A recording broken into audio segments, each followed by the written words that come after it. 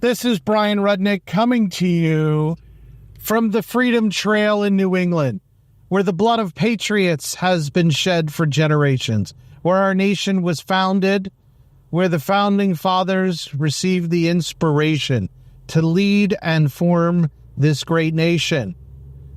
A day after Donald Trump has accepted the nomination of the Republican Party and sought to unify not just half the country, but the whole nation.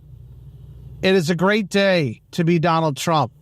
A somber day for many still recovering from last weekend. And cackling Kamala is probably cheerful as she is about to boot Biden from the White House because, let's face it, who stands to gain the most from booting Biden? You named it, cackling Kamala. Welcome to Rally for the Republic on the First Roadshow.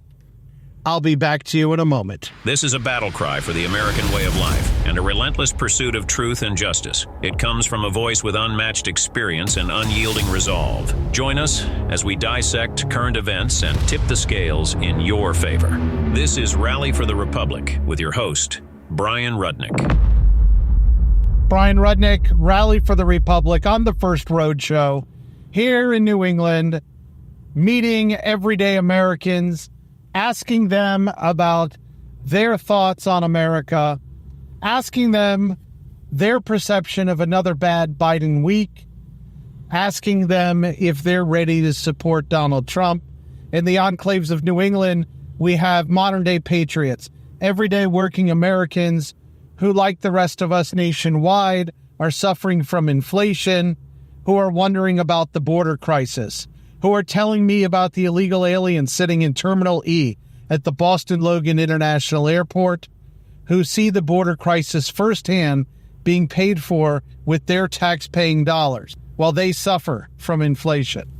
And hearing many working people here in New England tell me how they wish they lived in the free state of Florida, how they look forward to another 4 years of a Donald Trump presidency, or others who may not be Trump fans and want to see both men gone. Because, let's face it, if you love Donald Trump, and even if you take a step back, you've got to look at why there are two old white men still on the ticket.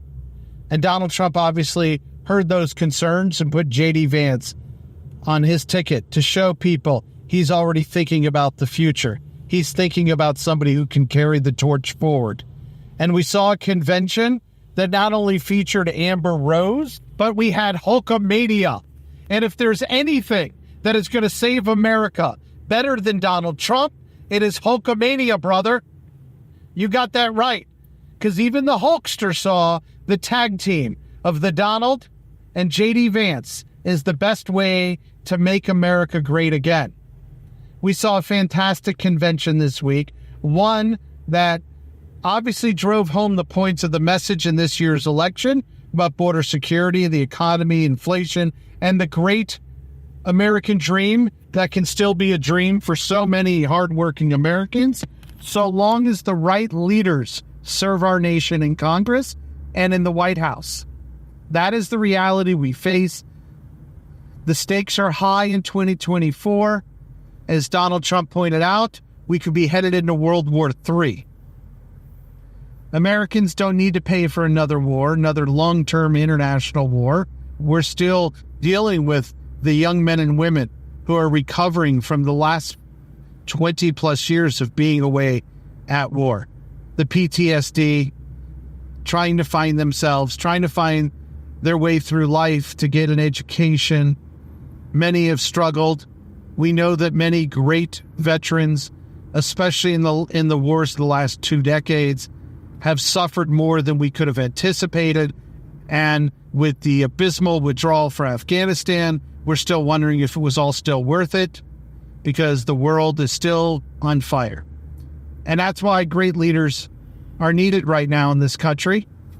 And hopefully people walked away from the convention. I know Donald Trump walked in that convention hall on Monday looking like a different man. And anybody who studied him could see that this week has taken a toll on him. How could it not have taken a toll on anyone? So we know that the man is a lion. We know that he's as tough an SOB as some have said this week, and we know he's human too. After all, 17-year-old granddaughter got up there on the stage and wanted America to know her granddad is just like everybody else. And I think she might be the secret weapon to winning this election. A 17-year-old girl who has the courage to get up on stage and tell you that her granddad is the same granddad that you have, one that gives you Coke and candy when your parents aren't looking. It was a very different kind of convention. I've been to many. They are so much fun. The energy is great. For those of us who have to work on the campaign trail, it's not always somewhere where you could be, but when you get to go, it is a great experience that I highly recommend for everyone. It is one of those experiences you really do want to have under your belt in life. If you can only get to one, get to one. If you can get to them all, you should. But the takeaway should be that Donald Trump has clearly been impacted. He has probably moved the ball forward and going to gain the bump that he was looking for. Having Corey Compenitor's fire hat and jacket there on stage was quite something. I am so glad that the Republican Party chose to continue to memorialize this great hero.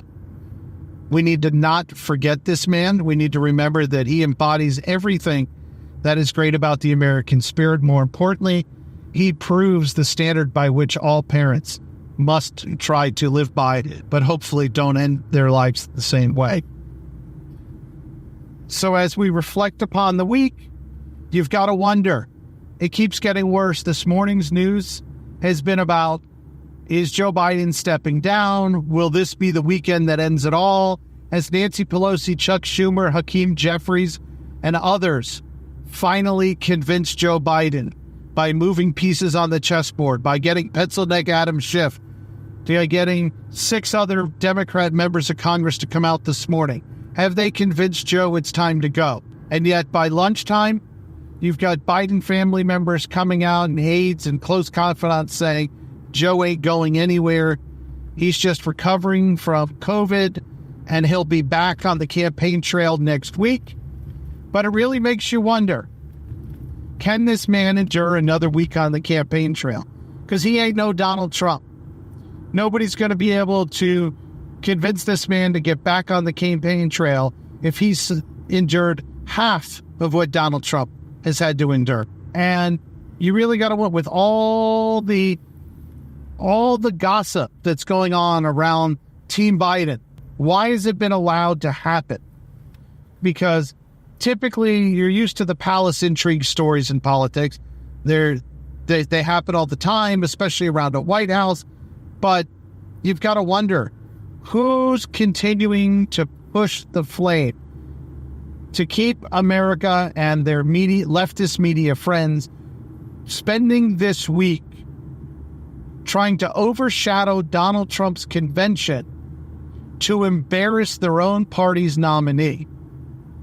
It's got to be the California mafia of Nancy Pelosi, Gavin Newsom, and cackling Kamala. Because what's Adam Schiff got to better? He's running for the United States Senate.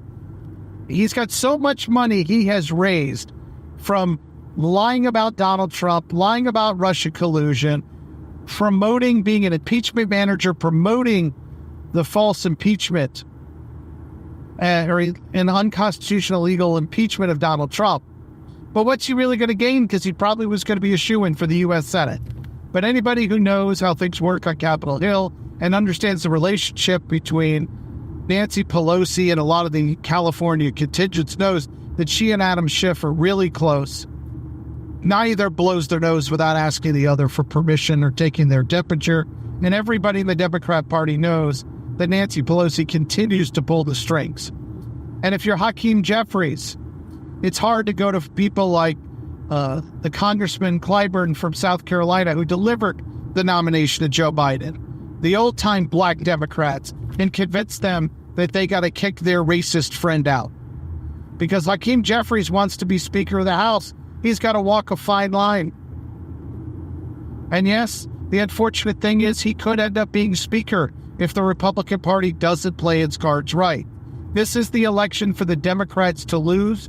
All the more reason Republicans must unify, stay focused on the messaging, Do not allow the Democrats to distract us, as I often talk about, and really think about how Kamala went from being Joe Biden's insurance policy to becoming Joe Biden's worst fear. If you understand anything about this woman, it really is no surprise. This is not a woman who cares about America. This is not a woman who cares about loyalty. She got on the ticket by attacking Joe Biden and talking about his racist past. Her entire record in public office is proven to be self-serving since the time she was serving Willie Brown on her knees. So we've really got to wonder, is America going to be better off with cackling Kamala?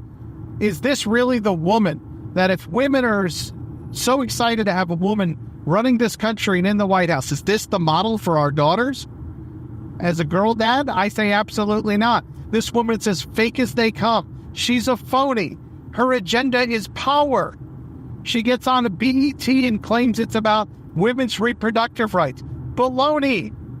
That's not what's in the polls. People aren't running around this country going, you know what, I can't afford bread, milk, eggs, juice, and gasoline or health care, but I want to be able to afford to kill a baby in a womb. And that's what this woman wants us to believe.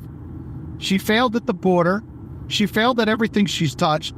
As a black woman, she should be ashamed of having thrown so many black men in jail. That's her record in California on little stupid crimes like having pot in their possession. Kamala Harris threw black men in jail like it was some sort of fashion trend.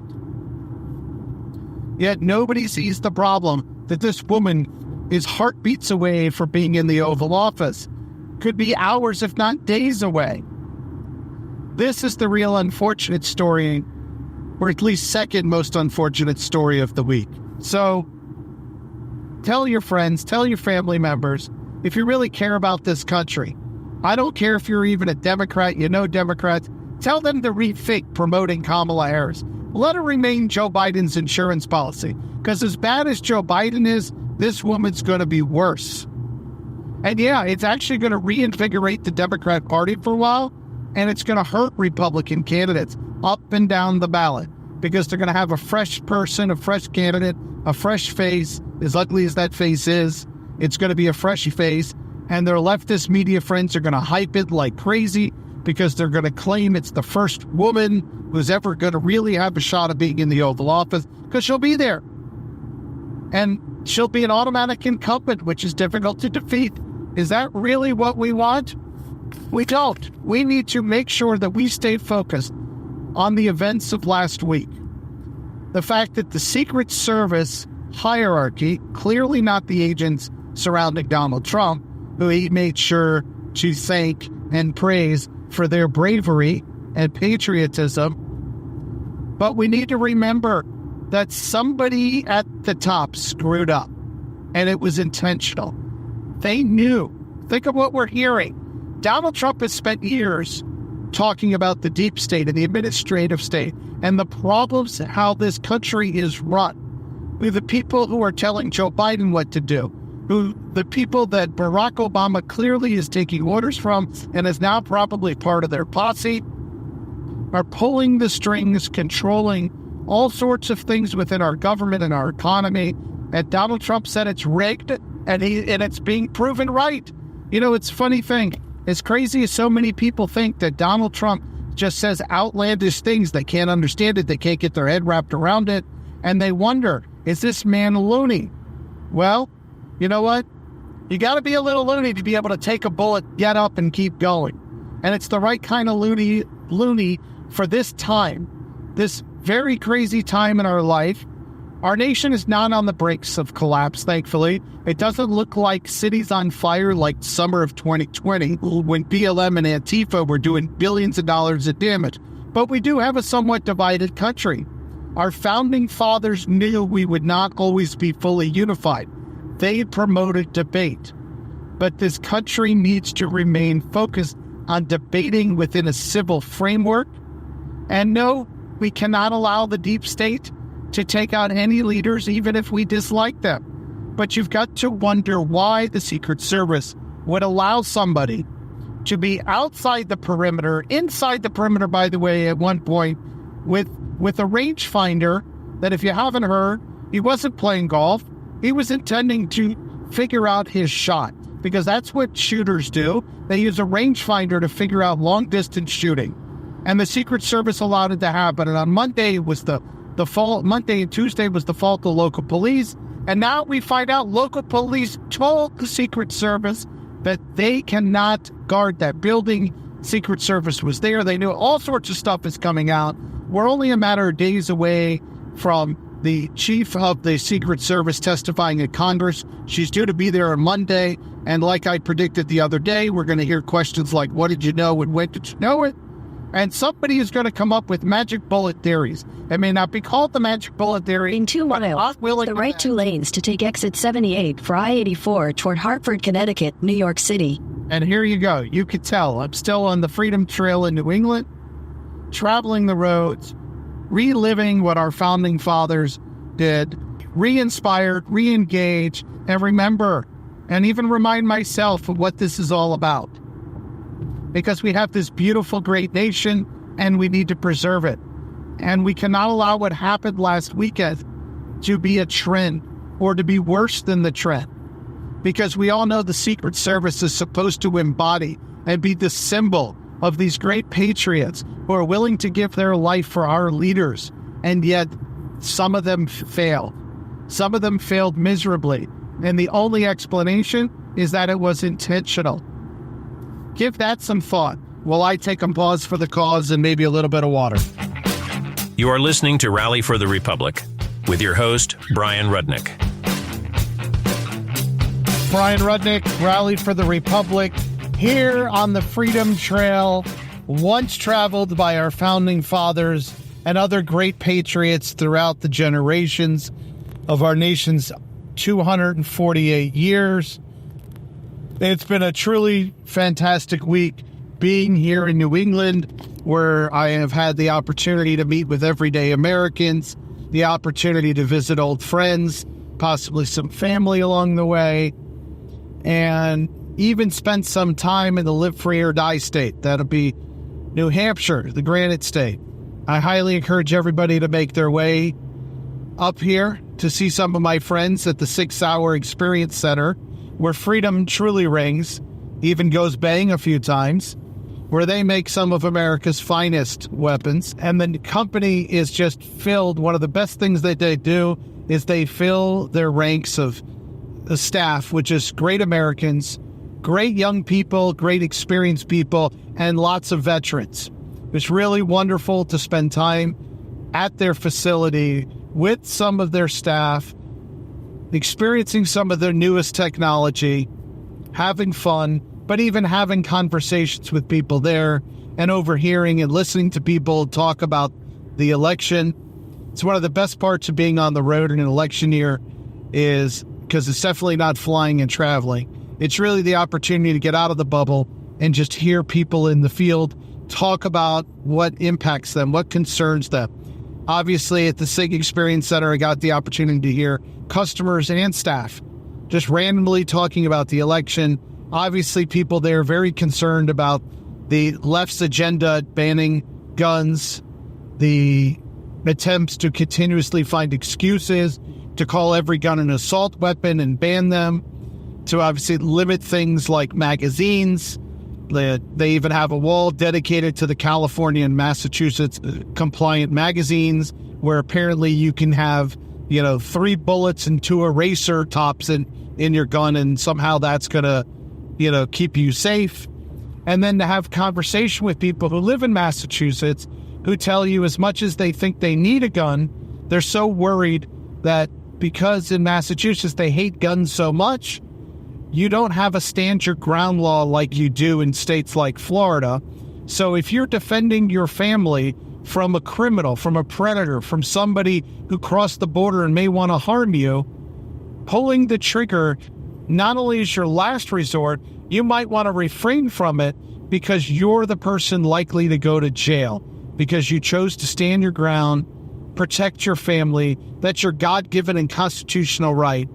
But in the People's Republic of Massachusetts, you might be the person going to jail, and you could even be sued by the criminal. That's how backwards our country has become. The founding fathers knew it, that you needed a firearm They had it on their property. It was well established. It's enumerated as the second most important constitutional right, a civil liberty, an individual right. So what's interesting is so many people on the left want to talk about the Second Amendment and say it's about a militia. They forget that the first 10 amendments to the United States Constitution were called the Bill of Rights, and they're individual liberties. They're not group liberties. They're individual liberties. Think about that concept. They're about your rights, your abilities, your inalienable rights to do things. You are not infringing upon somebody else's life, liberty, and pursuit of happiness. It's your ability to uphold your life, liberty, and pursuit of happiness. The left has it all backwards. And we're on the brink in 2024. We couldn't sell it in 2020 because, after all, in addition to the fact that things were tinkered with at the ballot box, not the battle bots that Joe Biden talks about, but at the ballot box, you know, the country was literally on fire. And we had COVID, you know, getting people to make very bad decisions and jeopardizing our constitutional. Welcome to Connecticut. And here I am, now entering Connecticut, governed by Ned Lamont, a state that once embraced the firearms industry, but pretty much chased so many of them out now.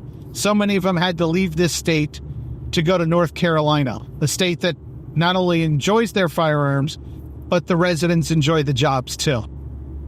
So, as we think about the 2024 election and what we're learning and what we're seeing, yes, like every election, people talk about, oh, this one's for the books. Yes, it's one for the books. They're all ones for the books. Everything is unique and special about every election. They're never the same, even if sometimes it's the same people.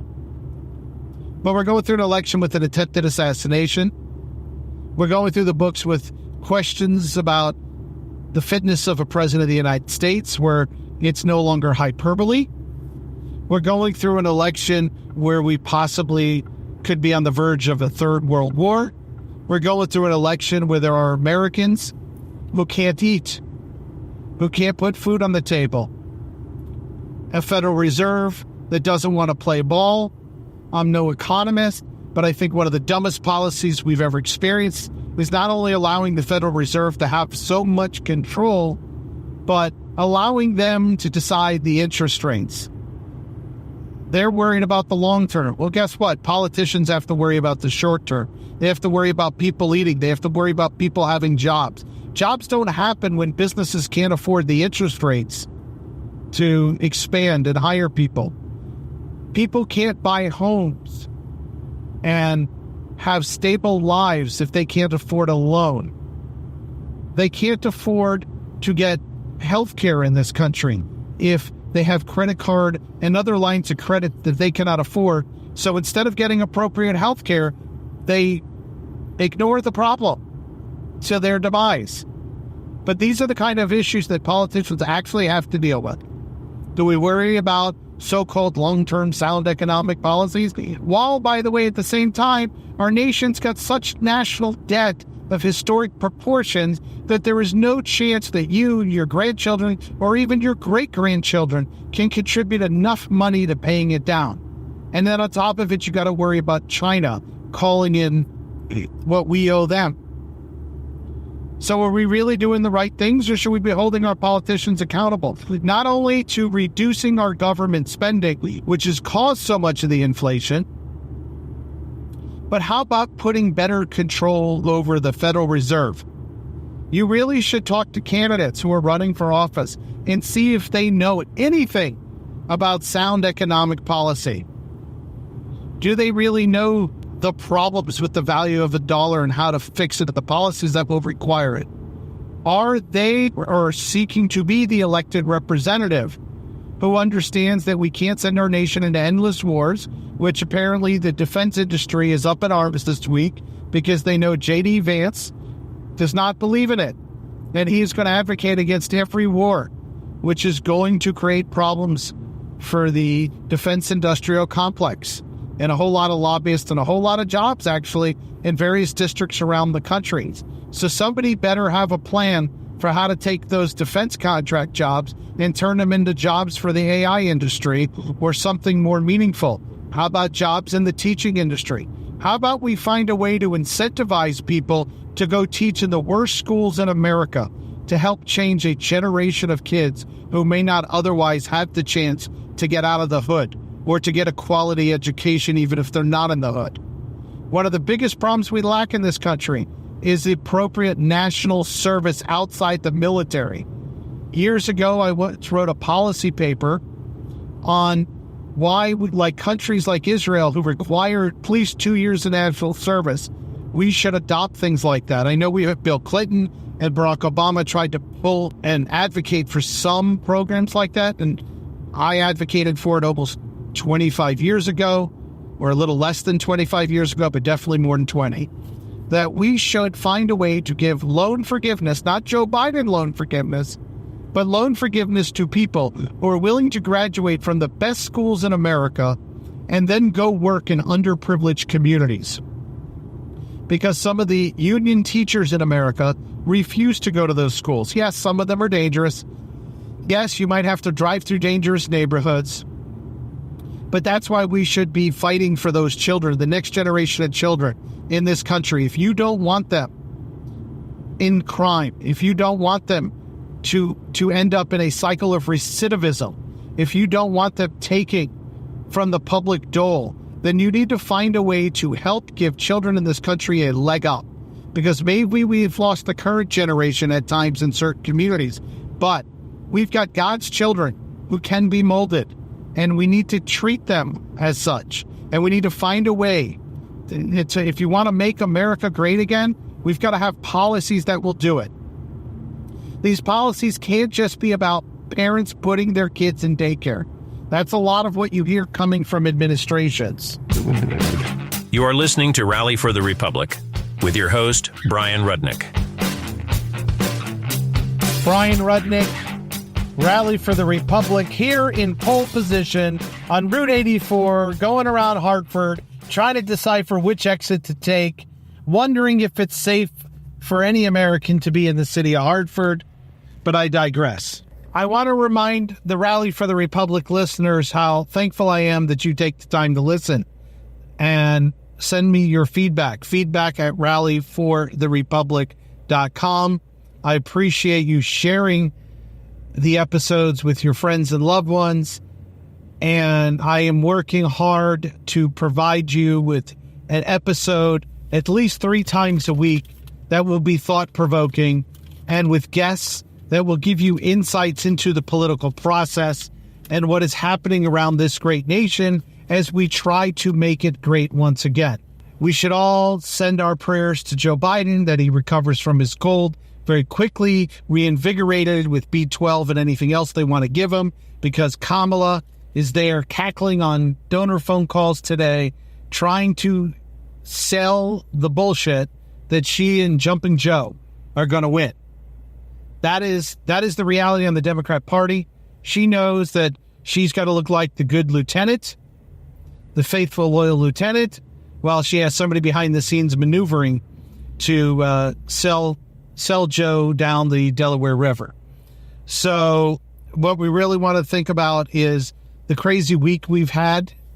This has been a week that started with the attempted assassination of Donald J. Trump.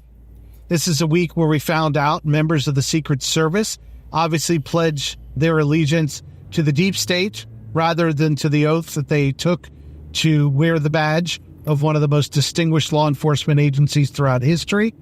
And then we all woke up this morning to the craziest news that computer systems around the world were shut down.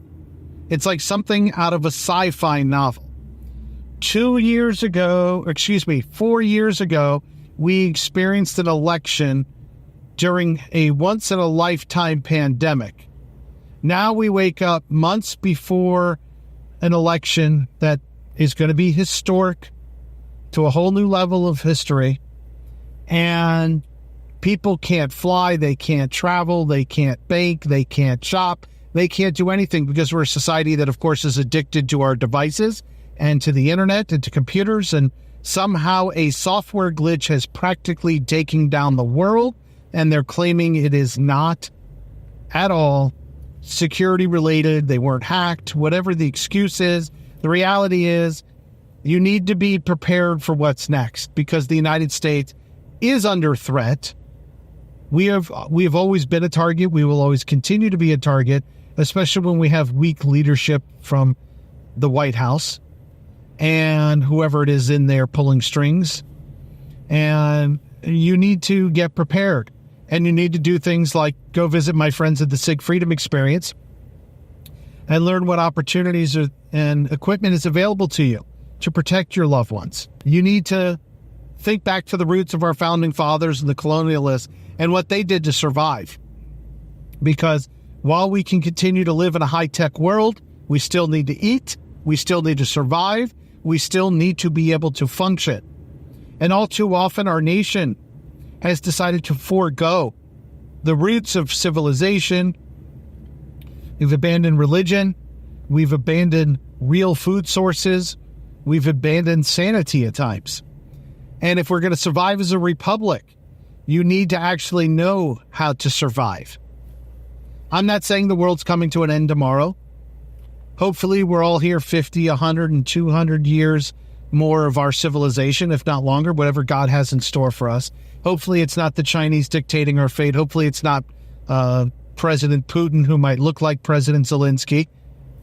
Hopefully, it's not, Iran. But if you want to dictate your own future, aside from the shenanigans of what happens in Washington or other world capitals or how it may be impacted by the computer failures that we're experiencing today, the software glitches, you need to get back to homesteading and traditional canning and farming and just learning what it takes to survive.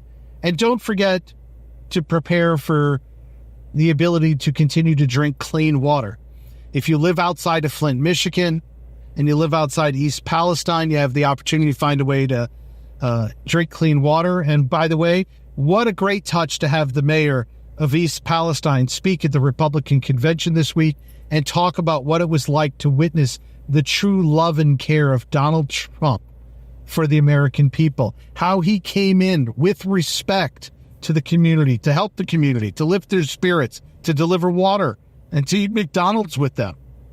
This is what is really, when you think about this week, if you could be objective and you could look at what the options are in this nation, is a man who defies logic and defies so many orthodox traditions of being a candidate, and him running against the best the left has decided to, put up.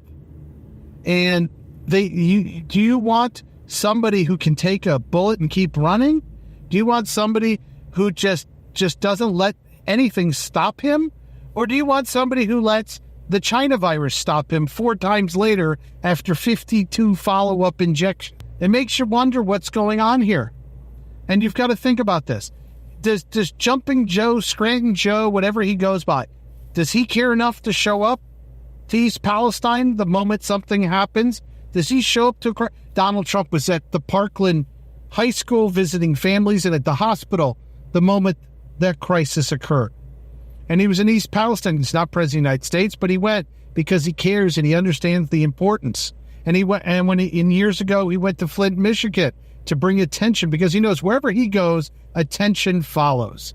And he understands that. And he understands in order to do good in this world, somebody like him has to be willing to give up a cushy lifestyle where he could be out perfecting his handicap, which I hear is quite low, and he could be out there just enjoying life, but instead he goes to help the underdog and the underprivileged and to shed light on things, and it gives people a chance. And as you heard from Amber Rose, he's not the racist that the left was leading you to believe. So there's a lot to consider if you really want to be an objective American about what's at stake in this election, what are the crises we face, who's best suited, because Donald Trump has just proven what the left could never have hoped for. He has practically defeated all the criminal charges against him because, after all, it was all a farce. It was unconstitutional.